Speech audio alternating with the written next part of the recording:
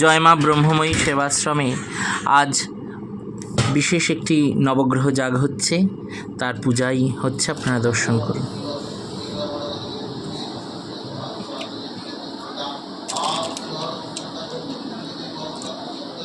নবগ্রহ দোষ খণ্ডন হচ্ছে।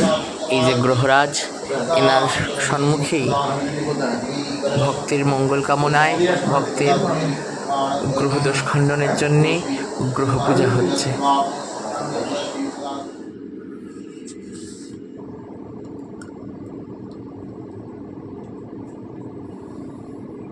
বিভিন্নভাবে গ্রহদোষ হয়ে থাকলে আমরা নানাবিধ বাধা পাই এবং অনেক রকম সমস্যা জীবনে আসে, তার জন্যই নবগ্রহ যাগ।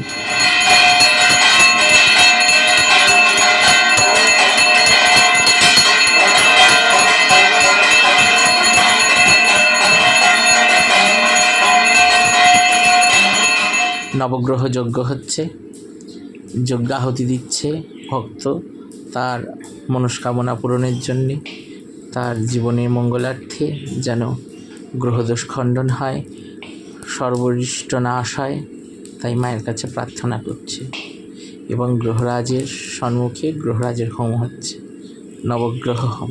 জয় মা।